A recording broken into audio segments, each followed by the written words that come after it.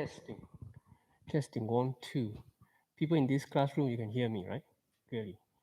All right. Testing 1, 2 for people at home. Looking at this via YouTube. Type OK in the comments if you could hear me clearly. Just type OK.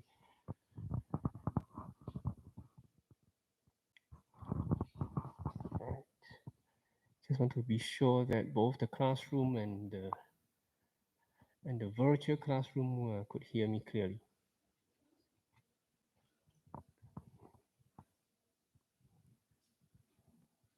Thank you to the first four who said okay or yes. Sean, Jingwen, Ashley, Michelle, Rian. Okay, we have quite a bit of, I think about half of our fellow students at home today watching this via YouTube. So we would expect about half thereabouts physically in class.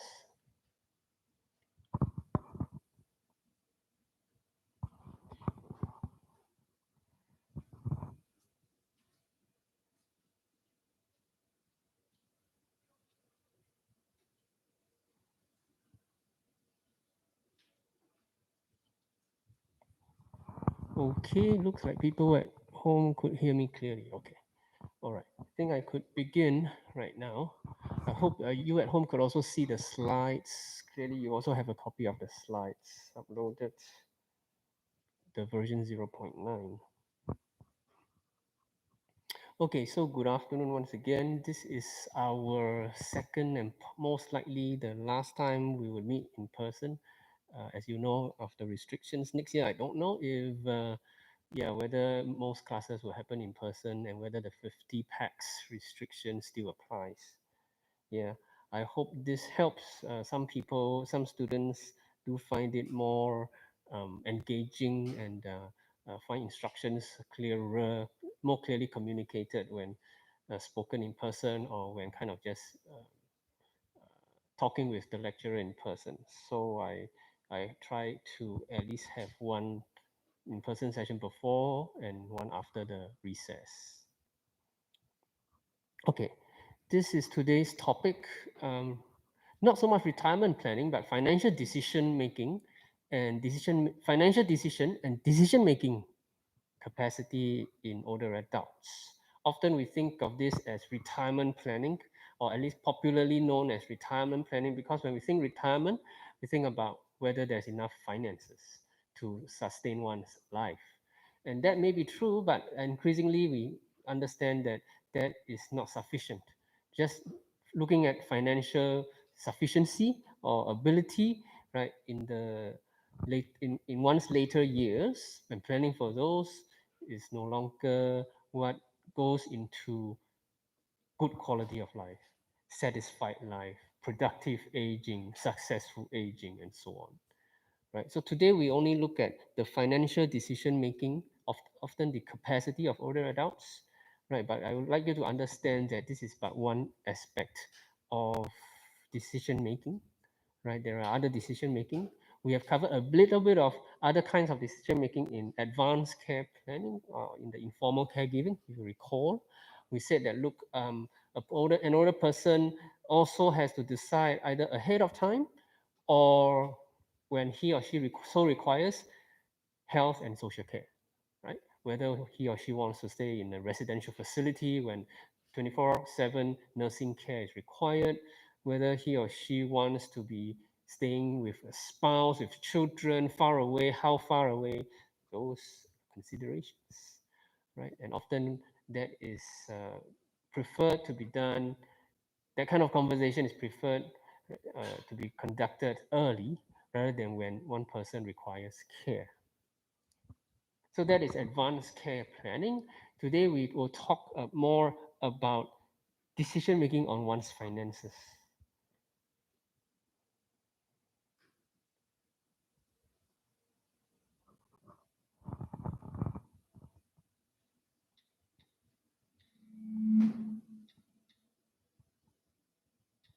Okay, no sound here. Just a moment. No sound here. Okay. Oh, that's because my computer is muted. I beg your pardon.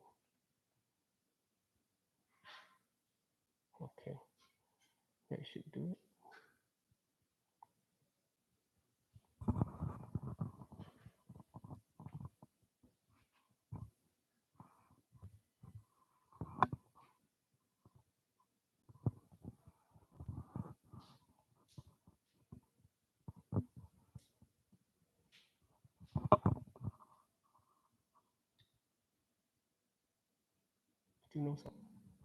Hang on. Okay.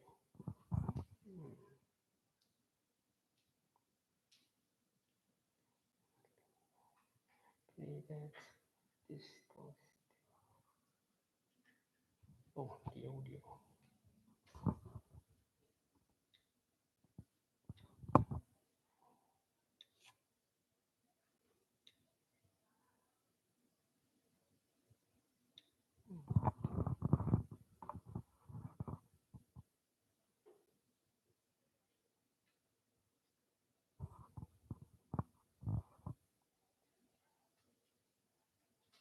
Okay.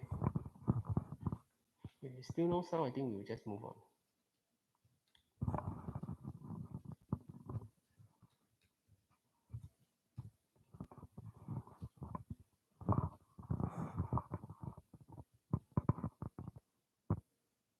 Nope, no sound.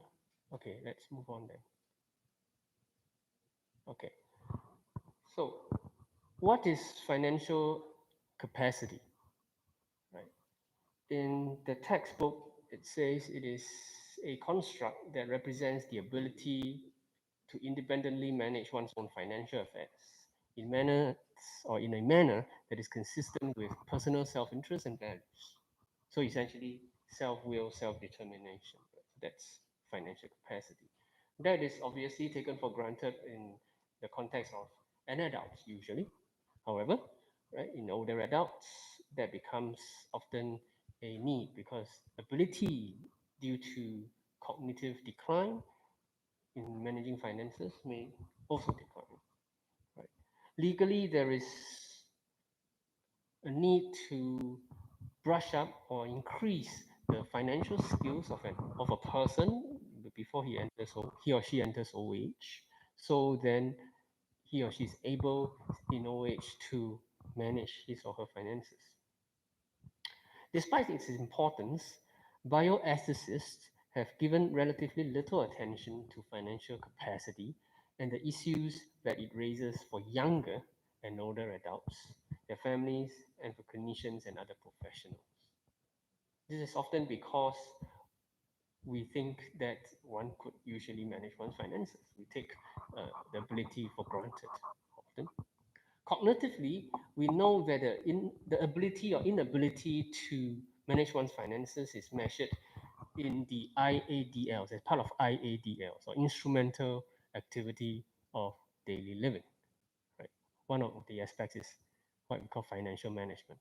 It is a core aspect of individual autonomy in our society, along with driving and mobility. Essentially, that if one couldn't really manage one's finances according to one's will, very challenging to live a good quality of life, a good standard of living.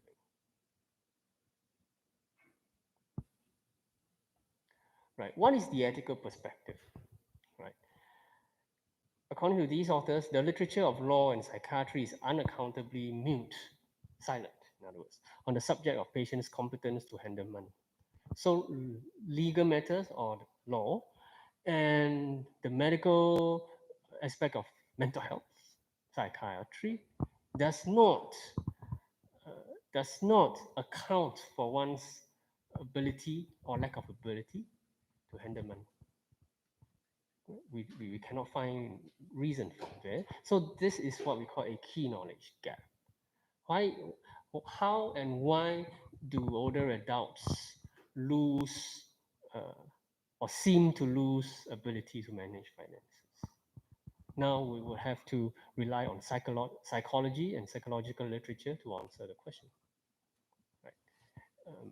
According to these authors, the one best litmus test for a person's ability to function independently in the community is his or her ability to manage his or her finances. And this obviously pertains to older people.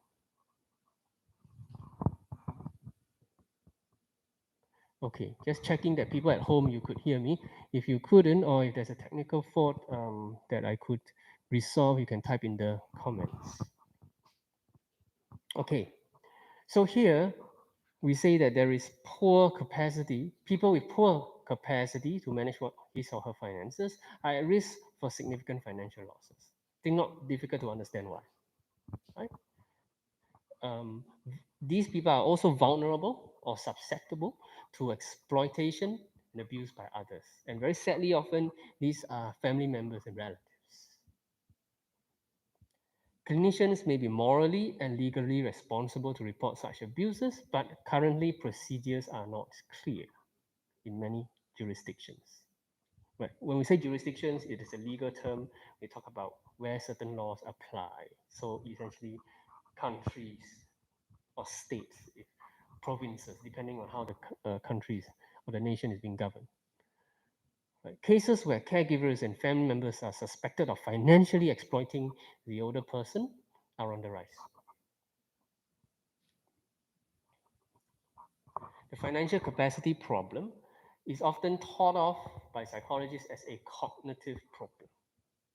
So we say due to cognitive decline, MCI, dementia, Alzheimer's disease dementia, right? Or what we call prodromal Alzheimer's disease dementia, not meeting diagnosable condition yet.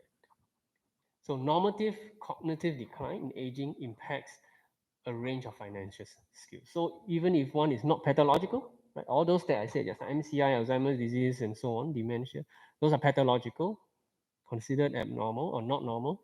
So even if it's normal, right, we understood from the Seattle longitudinal study there is a curve, right? Recall all the various abilities, verbal memory, and so on, right? Recognition, right? Those abilities also undergo decline post 55 years, if you recall that curve. Right, so this is what we're talking about here. Normative cognitive decline. Cognitive decline that happens in general to more or less everyone as he or she ages, say often beyond 55, 60, 65, right? So this decline here, right, is associated with a range of skills decline. Attention to and recollection of investment alternatives and overall financial decision-making capacity is impacted, has been found to be impacted by this author here, right, in 2011, right? In that study, 53 years old is kind of found to be the age, kind of the median age, or you could say the average age, chronological age, right? Where when a person's financial decision making ability reaches its kind of peak, right? Thereafter, decline, gradual. So we say gradual diminution or gradual decline of financial ability. All right. Okay. And increasing financial errors occur from that point. Well, that is the obvious implication. Right. So just now we talked about normative aging, normative cognitive decline. Now we talk about neurodegenerative diseases that causes cognitive decline. So we know obviously Alzheimer's disease, right? There is also Parkinson's disease, relevant or related dementia, right? And here we also have early but already salient financial impairments in prodromal cognitive states, such as mild cognitive impairment associated with these above types of dementias. So in these diseases, which are categorized as neurodegenerative, right, we find that individuals or older persons here, right, have a kind of have more impaired, have a more pronounced impairment. This pronouncement might be kind of sharper decline, that is from kind of apogee or kind of good, suitable, acceptable state to kind of sudden or gradual. Right? But whether it's sudden and then reaches kind of a plateau, or it's gradual, it keeps going for a long duration of time, right, until it reaches a plateau. Right? We see kind of two curves there.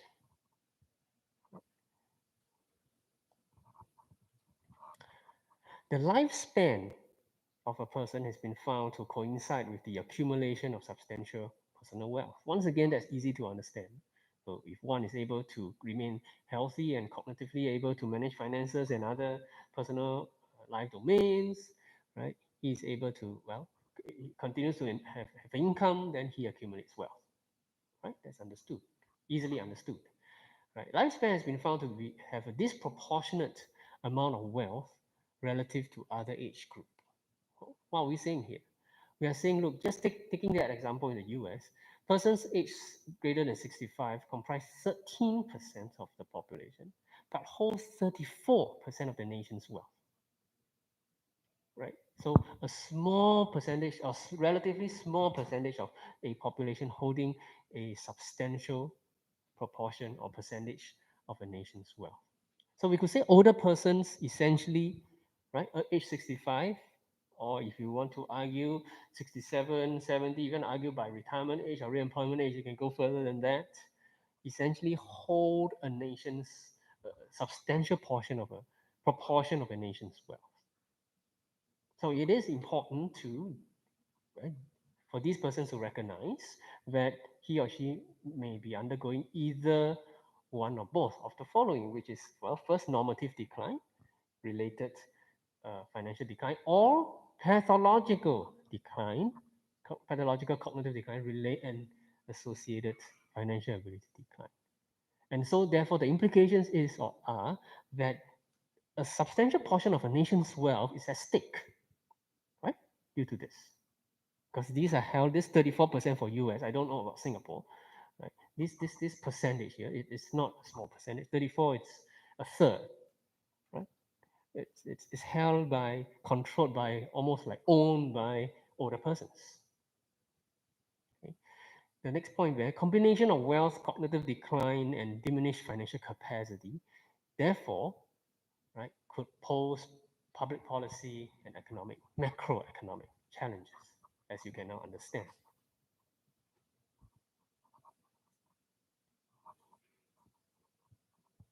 What are the clinical signs or warning signs of a diminished financial capacity? What do we have here?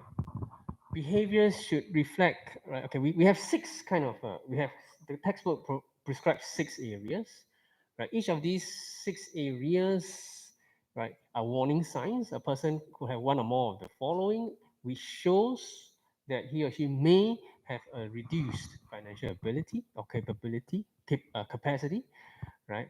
And we say, look, to really qualify for any one of these 6, according to the authors of the text, the behaviors associated should reflect or should show clear decline from what we call premorbid.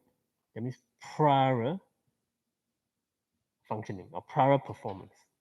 So there needs to be some kind of baseline to kind of start the comparison with, to be a reference point, so to speak. Right. So let's go through those 6. Memory lapses. Right here, we're talking about increasing memory lapses resulting in errors and failure to fulfill financial obligations. Right? Failing to pay bills, paying the same bill or the same one over and over again, thinking he or she hasn't paid yet. That's a sign. That's an example. Second, right, disorganization. We are talking about increasing disorganization and misplacement of financial documents and other relevant documents at home and other places one goes, right? Causing or associated with failures such as missing tax deadlines, missing compliance deadlines that the state, that the government, that the nation, right, so requires, for instance, because he or she just missed documents and did not read and did not know, right? I don't know if you could relate, or if any of your family members, the older ones at home that you know about, right, might be experiencing this. Very common, I would say, among many seniors here in Singapore that who may say, look, I did not receive this from the government, I did not receive that from the CPF board or the tax board, and then now they're giving me a fine and charging me $1,000 for missing $100 payment, let's say, 3 times, but I never received the letter to pay and the 2 reminders, what they call the white paper and the pink color paper reminders. I never received those. Right? And then this person goes often to see the member of parliament in his or her constituency, or essentially goes to, say, the community center and say, could you help me? Next, Declines in checkbook management skills, changes in a person's ability to use a checkbook and check register to carry out everyday transactions. And that would be a thing of somewhat the past of fast becoming obsolete, right? We seldom hear of people writing check nowadays, although it is still being done in certain types of transactions, right? But we are saying, look, perhaps today, what replaces the check? Our electronic checks, our electronic payment modes, our mobile payment modes. Right? This is likely to replace item number 3 there. I mean, this piece of research was done earlier where mobile and internet or electronic banking isn't kind of the norm yet, so to speak, not so prevalent yet. Next, arithmetic mistakes. Noticeable declines in everyday math skills, such as those employed when making change to pay for things at the store or when computing an appropriate tip in a restaurant. So essentially, paying for one's meal, paying for groceries, right? These are day-to-day transactions, and a person just kind of don't seem to get the math right. Like the menu, and he or she orders something, say a meal for say $7.50, and kind of just struggles to bring up 750 worth of cash, in bill and in coins, kind of total up the cash wrongly and hands over to the cashier or to the waiter or waitress or something like that, right? It's often embarrassing. Not to say that it's also financially, um, situations like that could subject that older person to financial abuse, right? Just if, say, the person on the other side handling the situation is not somebody who is who has integrity, who handles such transactions with accountability, let's say, right? Conceptual confusion, increasing confusion and loss of general knowledge regarding basic financial terms and concepts, such as mortgage. So an older person might, right, be very good, very adept at, computing how much, how valued his or her house is on a year-to-year basis, and how much he or she needs to pay the loan, right? That kind of he that kind of was was used to pay for the house up front, right? So that's a mortgage, right? So often these mortgages last what, 25 years, long time, 30 years or more in other places. Right? Singapore is about 30, 25 in in certain situations, and and one kind of just forgets that he or she needs to repay the loan, or that if he or she needs to repay, how the repayment is calculated, right? Yeah. So that is an example of conceptual confusion. What's the other one um, would be okay. Why should I pay for something that I didn't buy? That could be a question here. That means he or she kind of don't understand that it is a transaction, a payment that was done in credit form or on loan terms ahead of time, and it was a 10-year ago or 20-year ago period or 30-year ago period. Right? So he or she just couldn't grasp that this is something to be paid back, but he or she is now living in the facility as if he or she owns it, right? The house.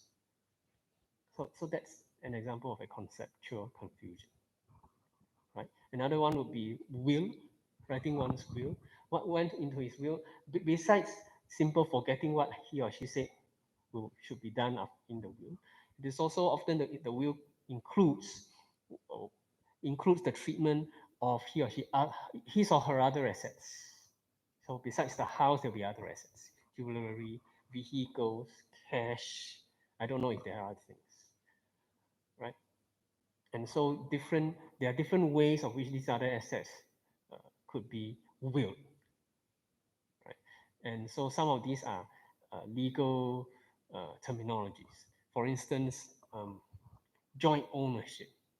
So joint ownership could mean two parties, right, each owning 100% of a property or of a wealth item, but it could also mean 50%, 50%. So in the case of a 100% both sides, right? That's called equal terms, or equal shares on equal terms.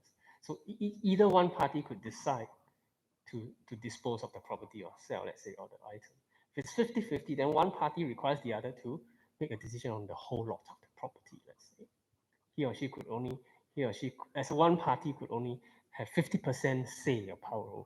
So these are concepts, right? Kind of abstract and could be confusing. Joint ownership, what does it mean? Right now, I just said it's could be 100%, both parties, or 50-50 divided by, kind of 100 divided by 2, but it's something that may be too abstract for an older person who undergoes diminished financial capacity to really grasp and execute in his later years.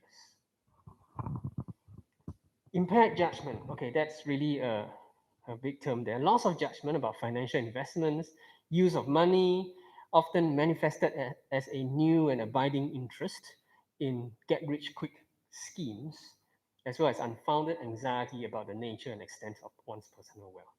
Essentially, how should I invest my money? Who should I trust it with? After how long? What period of time or duration of time? How much should I get in return? Right? Should I continue investing? Should I continue trusting you to be my investment manager, my fund manager? Right? Uh, Impaired judgment could also simply be just a loss or impaired understanding of charts. Right? Looking at charts, how a certain fund goes over time, right? Just kind of time on the x-axis and maybe value on the y-axis. Just even understanding that time series, right, could be a challenge. So much so that the decision made due to understanding that is impaired. So often fund managers, investment managers like to show their clients these charts. Say, look, Mr. So-and-so or Madam So-and-so, right, look, this is the performance of this fund in the last 5 years or 10 years. If you invest this, well, quite likely in the next 5 years you'll get this. Then it shows then a second fund, in a third fund. Right? Those of you who have have friends who are financial advisors, you would kind of hear that he or she might do this, some of this, right? And so an older person would kind of have to decide and kind of look across the charts. I'm just using a very simple example, and he or she may just not be able to grasp that. Look, this goes over 5 years and that goes over 10 years, and when this hit that, you should take out your investment from here and put it there, that kind of thing. It's just confusing, and so he or she could make a wrong judgment.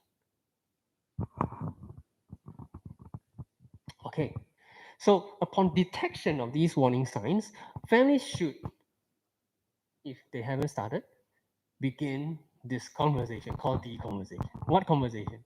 Right, a conversation to protect the assets and to prevent financial misfortunes in the future. Essentially, talking with the older person, look, dad or mom or so and so, Mr. or Madam, right? Let's talk about how you want to manage this property and that asset and so forth. It hasn't been right. Often this is complicated because of the individual and family dynamics involved. At the same time, this conversation and the steps taken by family members should be considered in the light of, therefore, the dynamics involved, the individual and family dynamics. So financial capacity has been a complex construct to define and model clinically. Here we're talking about challenges in modeling financial capacity. Right? That means putting financial capacity on some kind of mental model or conceptual model and trying to explain it. What gives rise to increase, maintenance, or decline? What are the various factors involved? And then what are the implications? Kind of have a full theory behind it. So it has been challenging to construct a theory, in other words. Right? There isn't at the moment a widely accepted clinical definition for financial capacity. What really is financial capacity? I mean, those terms that I said earlier that I put in the slides earlier, right? Those are still not yet fully embraced by clinicians in general, right? Right. So here is another proposal, another proposed definition: the capacity to manage money and financial assets in ways that meet a person's needs and which are consistent with his or her values and self-interests. Right? So that is one proposed definition. Right? Researchers, social scientists, essential scholars will have to think about whether this is suitable, whether this is acceptable, right? Whether this lends itself to be tested in empirical research. Right? The domains of which should go into this concept or this idea of financial capacity, right, could be as follows: performance and judgment aspects of financial capacity, the consideration of one's financial values, long-standing, and the concept of decision-making and judgment related to financial matters. Some empirical studies of financial capacity has been done. I say some because we really, in the literature, find a lack of studies. Is the big knowledge gap here in this domain, right? With mild Alzheimer's disease patients or mild AD patients, right? Researchers found a significant risk for impairment in most financial activities, in particular complex activities like checkbook management and bank statement management. Just understanding how to use, understanding what a bank statement is telling you and how to write a check. Next, for this type of patients, AD patients, mild AD, right, areas of preserved autonomous financial activity should be carefully evaluated and monitored. This is a recommendation of the authors of the study. Right.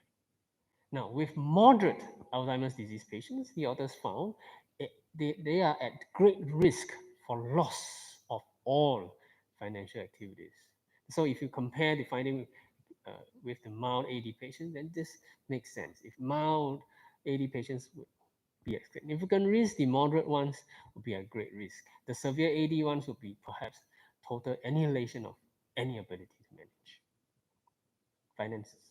So the recommendation is for mild AD patients, although each AD patient must be considered individually, it is likely that most moderate AD patients will be unable to manage their financial abilities, quite likely. And obviously, this research could not have been done with severe AD patients. For obvious reasons, they cannot respond to research. So researchers coined a term there, AMCI. Right? MCI, we know what that is. They added an A there, amnestic. It comes from amnesia, means forgetting.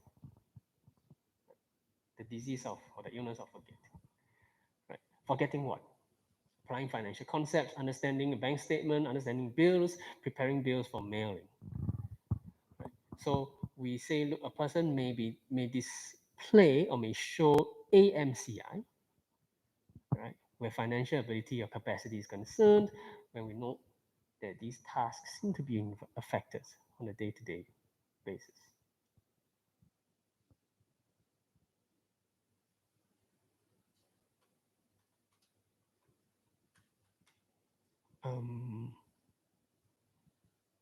Right.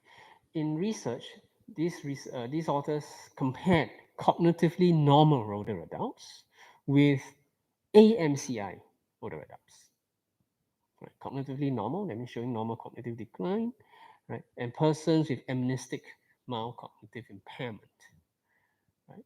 And so they found that, right, these four tasks, right, obviously were older adults who had normal older adults or older adults with normal cognitive decline perform better than older adults with AMCI. Now, cognitively normal older adults also perform significantly better than the AMCI group on the domains of financial concepts, checkbook management, bank statement management, financial judgment, and bill payment. These are 5 main domains that were tested in the research. Right. Other research found neuropsychological predictors of financial capacity. Recall earlier that we want to build, or researchers are trying to build a theory to account for, to explain, to predict, right, financial capacity decline. Right. So now there are some neuropsychological predictors, right, that were found. Right. One piece of research compared normal versus MCI, versus mild Alzheimer's disease patients, right? With regards to a few items or a few skills, one of which is written arithmetic skill, right? What they found was that the three groups kind of perform somewhat similarly, right? Now, with visual motor trackings or executive function skills, right? The two patient groups, the MCI and the mild AD groups, were kind of comparable. And then with the normal group, right? When it comes to short-term verbal memory and visual motor tracking and executive function, right? Yeah, the normal group seems to stand out, outperform the other two.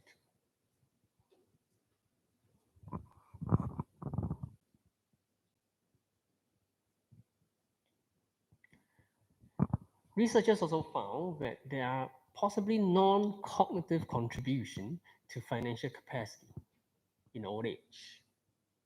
So psychological disorders or mental illnesses, right, which are multifaceted, not just cognitive issues involved, right, contribute to old age.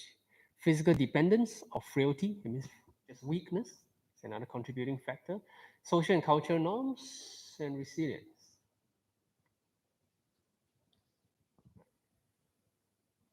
The psychological disorders found include the following: schizophrenia, substance abuse, anxiety, and neuropsychiatric disorders. Physical frailty impairs one's ability directly to carry out and communicate financial decisions. Right. Researchers also found that physically dependent older persons are effectively imprisoned at home. In their own words, I feel I'm imprisoned at home, unable to make routine, right, financial purchases and other transactions as a result. Research found that physical dysfunction and frailty predispose, that means makes older persons have a higher likelihood, right, to experience exploitation financially.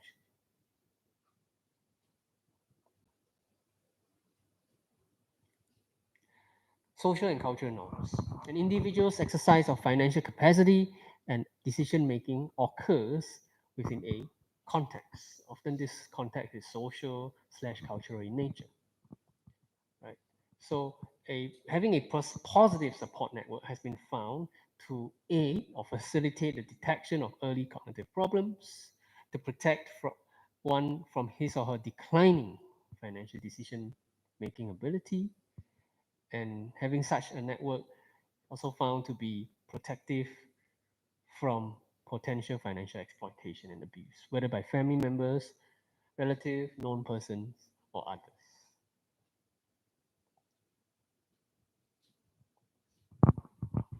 Family members, unfortunately, have been found to be most likely to financially exploit an older person. A third of cases alleging financial abuse or suspected financial abuse, right, found to be perpetuated by male relatives somewhat close to the victim, and the perpetrator is likely to have a psychological disorder. Right? Cultural expectations influence how a family functions, how a family makes decisions, right, interacts with one another, what we call family dynamics. So these expectations, right, and exploitations are sometimes difficult to distinguish. So, for instance, he's my father, he can't, he now could not talk, I should be the heir to his money, to his wealth. So that could be a cultural expectation held by a family, right? The passing down of wealth from kind of, right, from older or first generation to second. But on the other hand, one could view this phenomenon as exploitation. If, say, this if one goes by personal will, if one champions personal will, self-determination, and realizes or expects that this older person's will is passed on or is transferred to his or her son or daughter or offspring against his will, right? So is it a case of expectation or exploitation? Sometimes it's difficult to distinguish.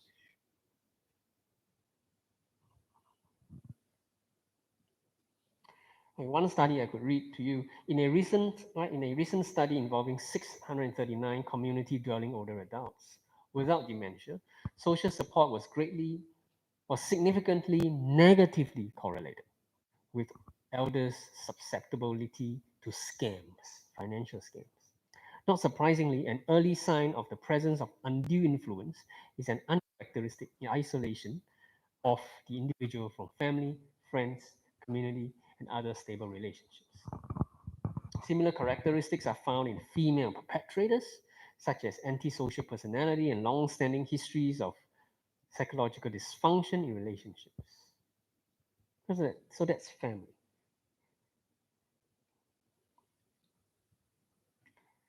For gender, despite the notion that people with dementia are often viewed as ungendered, because most likely that they do not recognize there is male and female.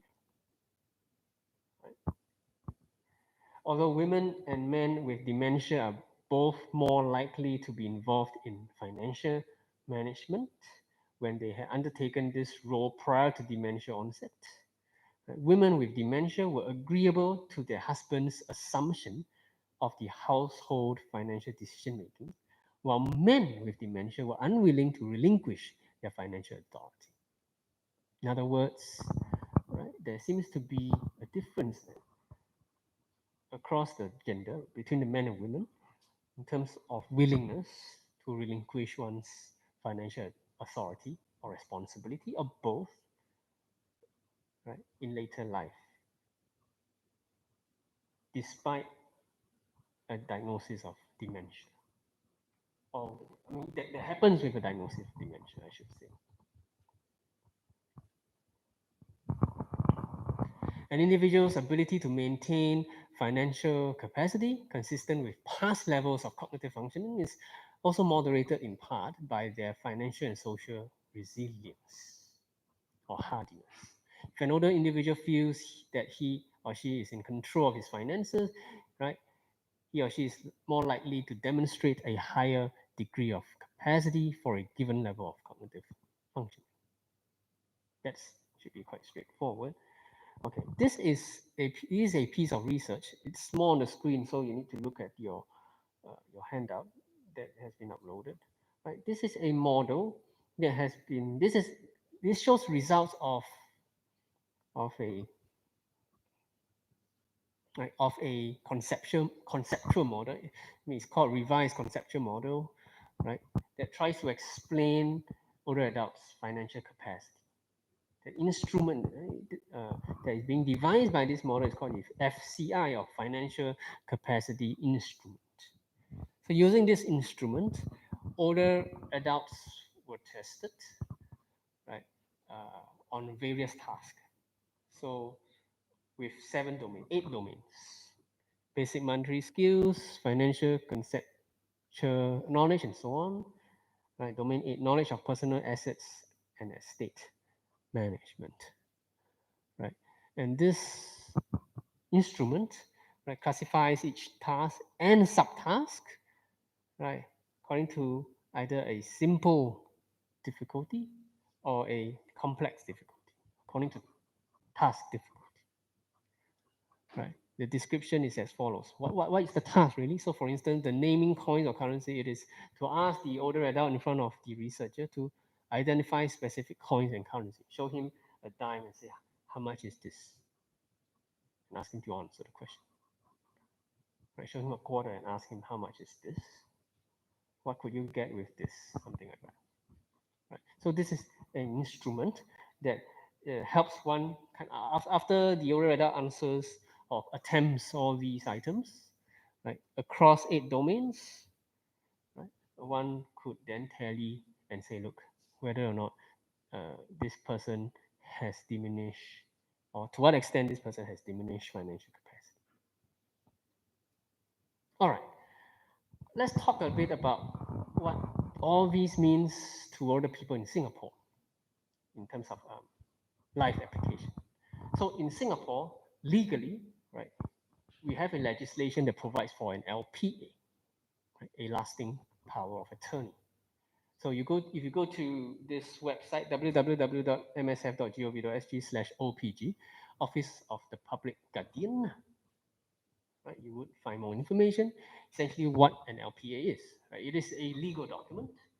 It is a legal arrangement, right, witnessed, right, by a legal practitioner, right, on or regarding a donee choosing a donor choosing a donee, so to speak. Right. So a donor, somebody who is usually older, would find a trusted person, aged 21 and above, or above, right, who will make his decisions for him if he or she loses mental capacity on financial matters. What kind of financial matters? Well, essentially, actually, these two: property and affairs. So that's the financial bit. Property and affairs, so financial matters, bank account, property, and personal welfare, making decisions relating to your daily activities and where you should live. It's easier, much easier to administer and execute the second one. Right? More concrete, more tangible. The first one, personal welfare, a bit more abstract. But nonetheless, both goes into that same document called an LPA document.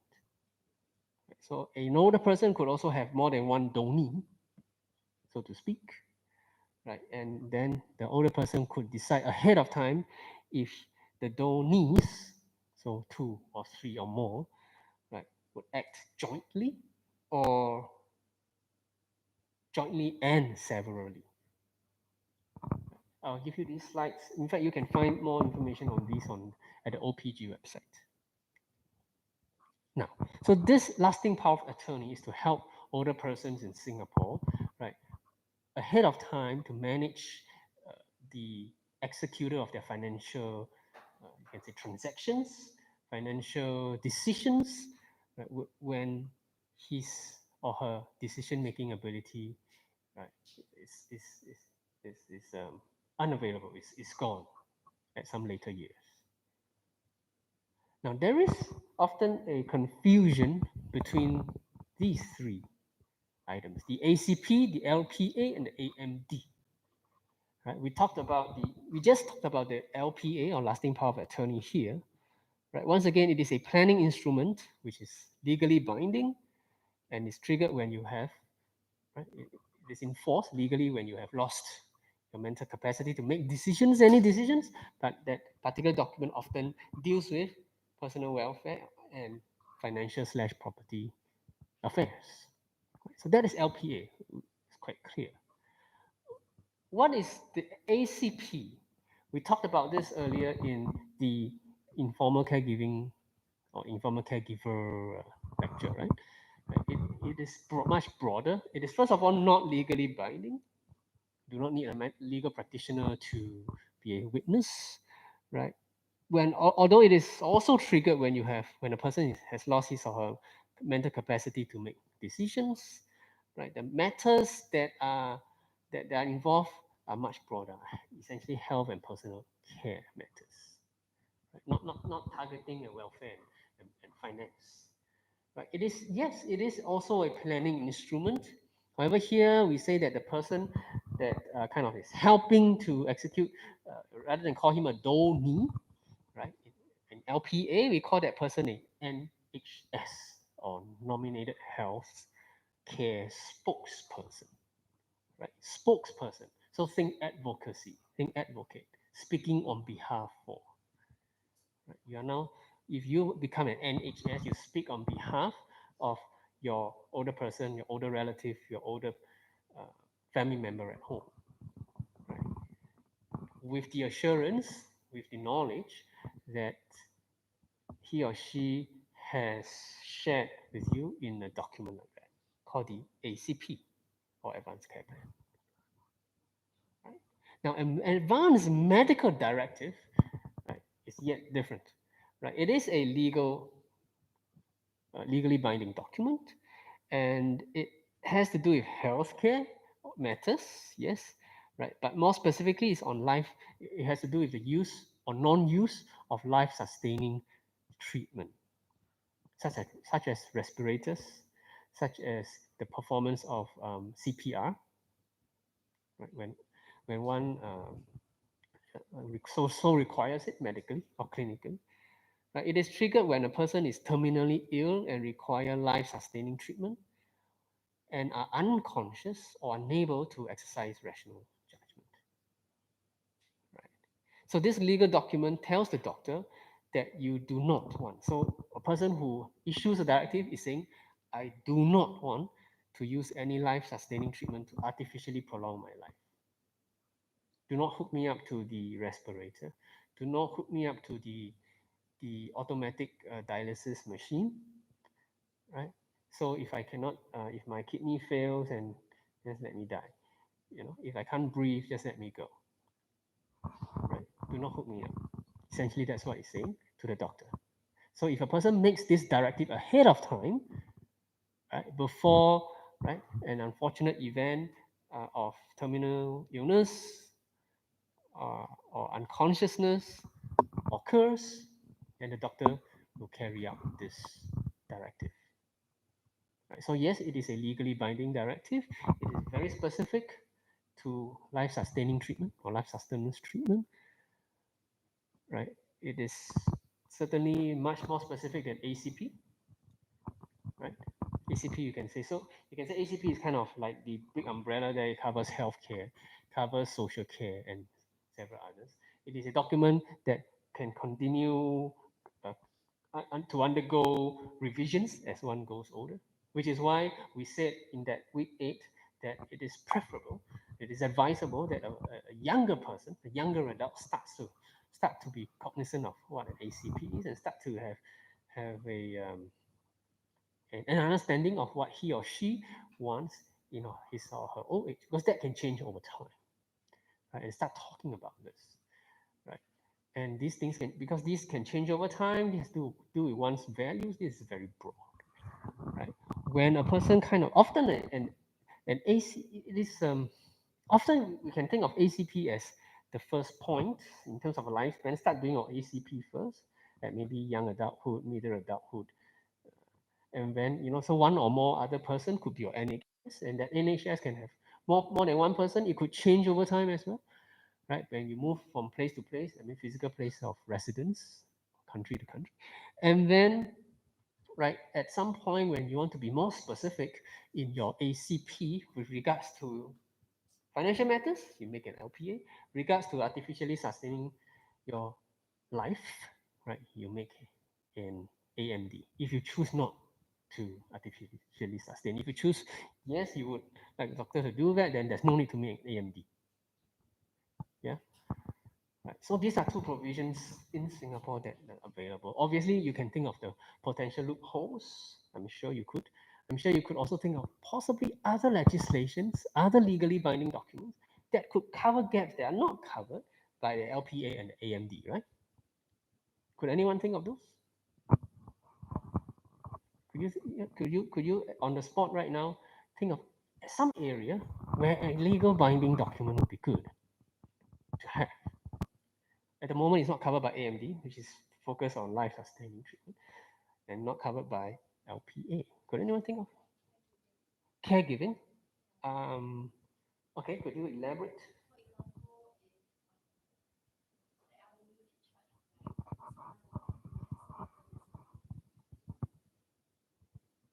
Yeah.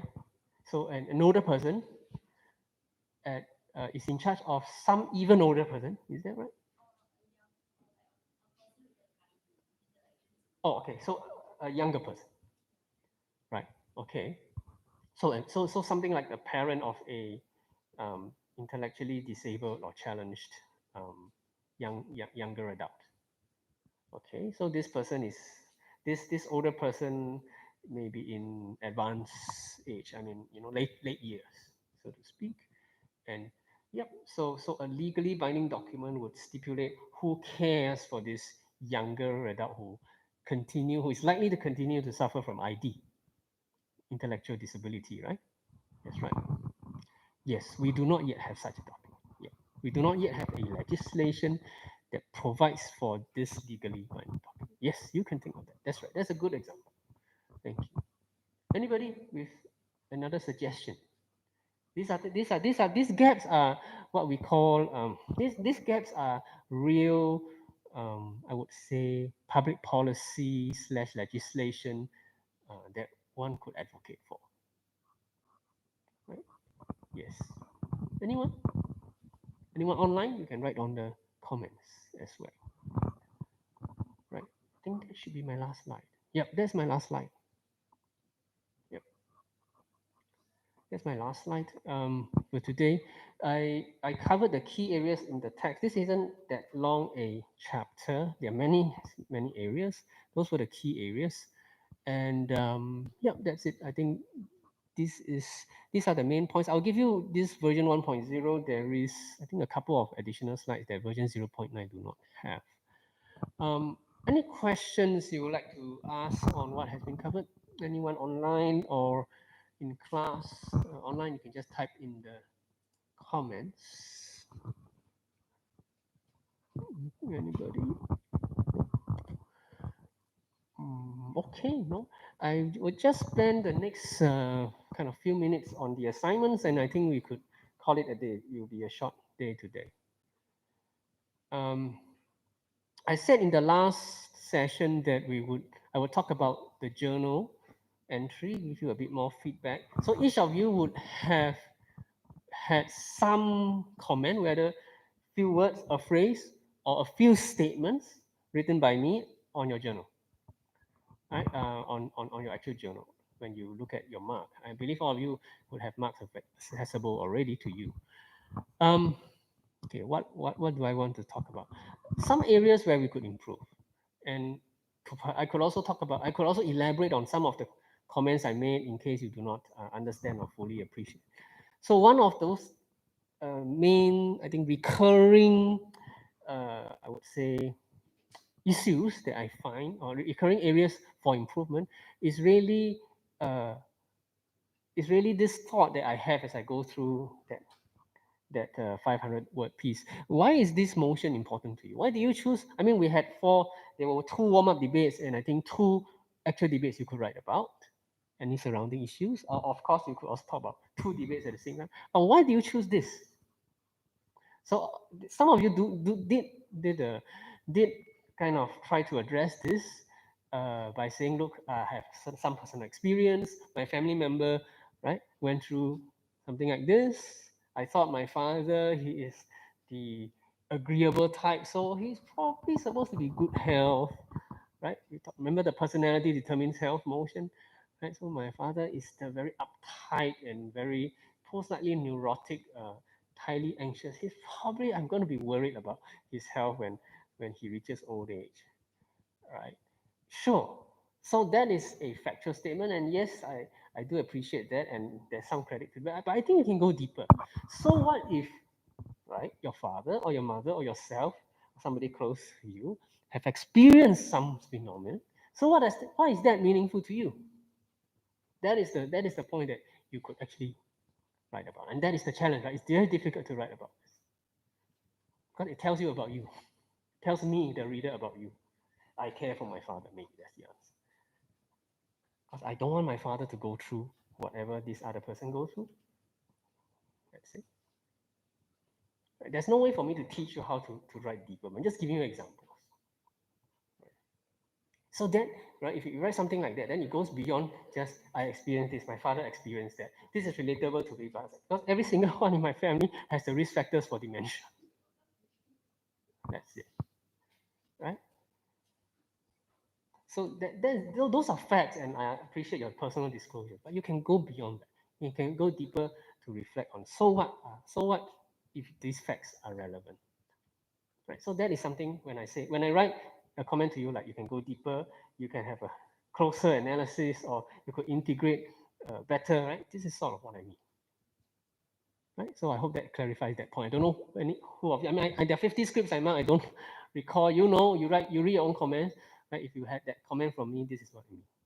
Okay. Next, now that you have learned this, what do you plan to do next? That is also a thought I have. Many of you wrote, look, before I was thinking this. After the debate, I now think that, wow, I'm a changed person. Wow, I have learned this. This is amazing. Great. I'm glad you like the lesson. I'm glad the debate helped you and so on to bring, right? But so what, right? You could have read a book and also come to this revelation, so to speak. Right? You could have read some credible internet website and come to this. You might have talked to some expert and come to this. So what? So it tells me if you're able to write in a bit with a little bit more concrete details on the so what do you plan to do next, or what might you think next? Right? Then that tells me that you have taken ownership of the learning. You have really thought seriously about what you learned, not just before that I don't know, now I know. Wow, I like it. You see the different level of depth. So when I say once again, you could reflect deeper. This is another way, another manner. Right? Next, so some questions do not yet have answers. Right? Many of you wrote. Some of you actually went to do additional readings or went to read the supplementary readings I gave, and then realized that okay, to the motion of let's say should retirement or what you call re-employment age continue to increase, right? Does personality really determine health, or is it the other way around, right? Right? Is it a causal direction or just a correlational association? No answers. Researchers don't agree. Experts have two schools of thought, right? So what? So okay, so you read that, and to you went one stage further to really you went to do your homework. That's good. So I give you credit for that, for writing that, to sharing the so-called homework or additional reading you did. I give you credit, but you could go more, right? So when questions do not have answers, what should that point one to? What should that point an avid learner, an avid a person who is interested in the topic to? You write that. You answer that question. I cannot give you the answer, right? And because depending on your response and how you support or elaborate on that response, it may tell me that you have thought deeply about the issue. Right? It could be say, look, research should focus on this, that, or that to answer the question. This question cannot directly be done, cannot be examined empirically directly because it's unethical to conduct an experiment that manipulates personality or manipulates health, let's say, and we all understand that, right? So then what could be done? Well, if you have given some thought to this, you could suggest some, I would say, thoughtful, some critical, some potentially viable uh, research study experiment. Or thought experiment, if it cannot be done empirically, and psychology is empirical science, you know, then you might have to go the other direction and look. If you think about the question in a more philosophical way, then you think, look, you can conduct a thought experiment. Now, I won't go there. That's a totally different topic altogether, right? But you could think about how to do that. So once again, by touching on these, it tells me you have given the topic deep thought. Okay, so once again, I cannot teach you how to do this. Right? In fact, I don't know if you guys, if you know, there is a series of writing and critical thinking courses in NTU. Do you know about that? No. Okay. It's just that, well, it's often not in the ambit of social science college. I think you have to look up USP, University Scholars Program, and um, Language and Communication Cube, or LCC. I don't know if you heard about that, which is the linguistic department, School of Humanities, right?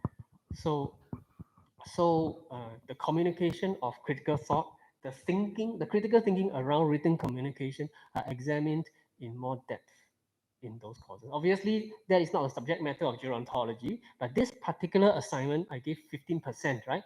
So I do give you due credit for the content and the reflection. And yes, this kind of the additional 1, 2, or 3 mark, I do give to this, the ability to write and demonstrate critical thinking, or the ability to critically think about what you write. Yeah. So next, citations. I get a question on Prof. So how do I know what to cite, when to cite? So once again, that question I will answer you if I'm your thesis advisor, but I'm not. Right? If you do a FYP, yes, your advisor is supposed to teach you how to do that. If this is a research class, yes, I will be teaching. Right? And I think next semester we might have a class on that in geropsychology. Then we can talk about citations as part of writing research. Right? Yes, there are ways to do this, but I think it's sufficient at this moment that any factual contention you make is supported. General rule of thumb. So factual contention would be like neurotic individuals tend to have heart disease. Okay, support that. Okay, so that's factual. Factual because it could be examined, it could be subjected to empirical investigation. It could be examined in the lab. It could be examined via research. All right. Next, I learned something, and this has made me do this. Great. So nothing wrong with that statement, except once again, right, what is the in between? So you learn something that may be cognitive, you do something that is behavioral, but what is the in between? Something must have happened such that learning made you do something, right? I'm interested in that. That's the challenge of this assignment, really. So, for instance, I learned that, well, once again, the same example, I learned that neurotic or anxious individuals tend to have a risk or have a higher risk for getting for being afflicted with coronary heart disease, cardiovascular diseases. Let's say you learn this. So this has made me become less sedentary, more active, exercise instead of 2 times a day, 3 times a day, or instead of 2 times a week, 3 times a day. Good. Why? What's the thinking involved? Right. So to me, if you write that, that tells me you have given more reflection, a deeper thought to your statement. Okay. And finally, the use of that word research. I would encourage you to use this word very sparingly. So when you do look up things on the internet, on the literature, that is a search, not research. When you do your own background reading, when you read up additionally, do the supplementary readings or assigned reading I give you on a weekly basis, that is search. That is probably a review of some literature, but that's not research. A research is an experiment. Have you done that? I don't expect you to. Right? That's for the purpose of this. Right? So, well, of course you may. I mean, in your own personal life, you can use that term however you like. Here, we want to be clear. Here in psychology, especially, we say it's a scientific discipline. We don't want to casually use that word. So I think I should impose that discipline. Okay, I think that's about it. I have regarding. I really hope this kind of points here help you appreciate the intent of the assignment more. And yeah, and obviously writing and critical thinking isn't the subject matter, subject domain of this course. This course is pertaining to psychology of aging or geropsychology.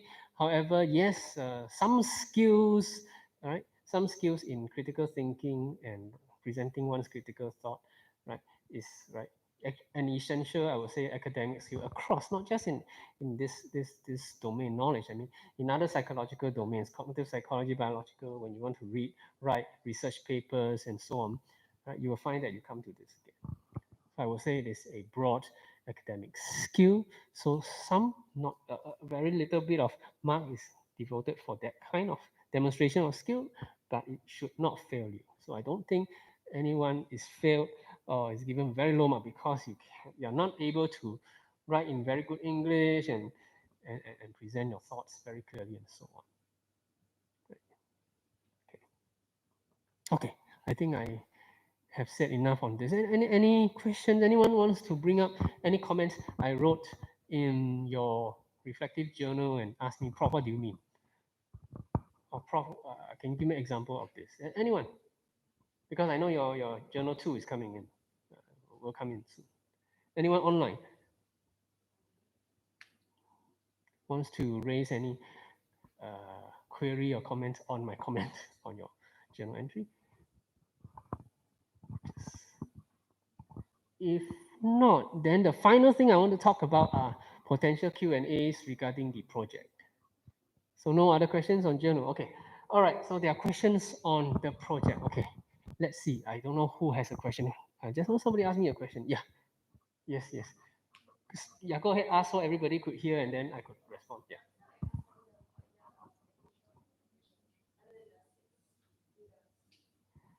Okay, sorry, can you say that again?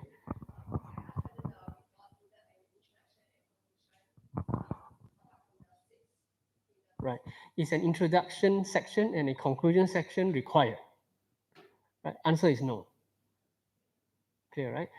Right. It's not required. What is required are those answering those questions that are on the CDC's guide.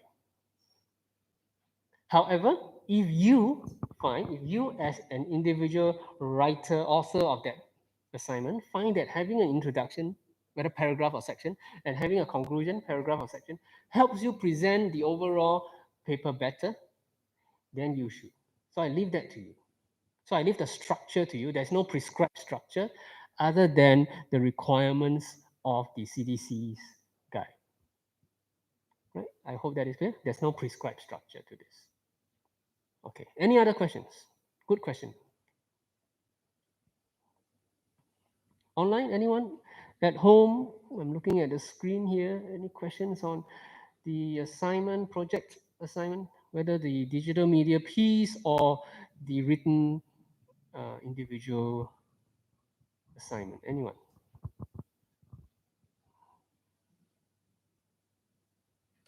No? No? Okay. If not, then I would conclude today's session. We are well ahead of time. That is fine. We do not have a flipped classroom activity today. We have finished all the debates. I have decided after receiving feedback or two that I would put online on my YouTube channel my lecture portion and not the debate portion. So the members of the public would see me and my slides, and that's about it. Yeah, yeah. I think that would, yeah. I think that would respect everybody's privacy. Okay. Yep. Any other questions? If not, then next week will be our final session. You will do your presentations in your groups on Zoom, the same Zoom URL. Yep. The presentation is limited to 6 minutes, as you read, excluding Q&A from the class. So I will open time for people to ask questions, give comments. I might ask 1 or 2 questions, or I might not, depending on the presentation itself. Yeah, but the 6 minute is a limit. It's up to you how you use the 6 minute. You do not have to. There is a question, Prof. Do we need to show or share the entire video or song or whatever, right? Because it's so long. The entire thing is already 5 minutes. So in presentation, I'm only left with 1 minute to talk. Right? So my response is, it's up to you. You want to show the full or part or none of your digital media piece. Right? You are supposed to create a piece, because I will grade that piece, right? However, in the presentation, you're supposed to, right, show the class those 3 criteria there. Try to highlight those 3 criteria. You know what those 3 criteria are, right? Right? The suitability of the media, the creativity, and the problem formulation. Right? So your presentation should try to highlight these, right? Ideally, if you ask me, right, if I could, within 6 minutes, have a good grasp without even having looked at or perused your actual digital media piece, but if I have a good grasp on those 3 areas, right, then I would say you have done a better than average job in the presentation, I would say. Yeah. Okay, any questions? No? Okay, right. I hope the deadlines are manageable. I do want to remind you that there was an extension of deadline. So the most recent deadline for the digital media piece, is it? Yep. Sorry, the written piece, right? I beg your pardon, right? Is found in the version 1.3 of the project write-up, of the project requirements, advocacy project requirements. Right? So that is in black and white already. Okay. Once again, anyone online with any questions, queries, or comments on the assignment, feel free to write in the comments there, or you can write a message to anyone in class for them to ask me in person. That's fine too, if you so prefer. Because I'm going to end the class in a matter of seconds. If nothing else, nobody brings up anything. No? Okay. Okay, thank you very much. I will see you online next week for our final session. Have a good day. Have a good weekend. Bye-bye. Thanks.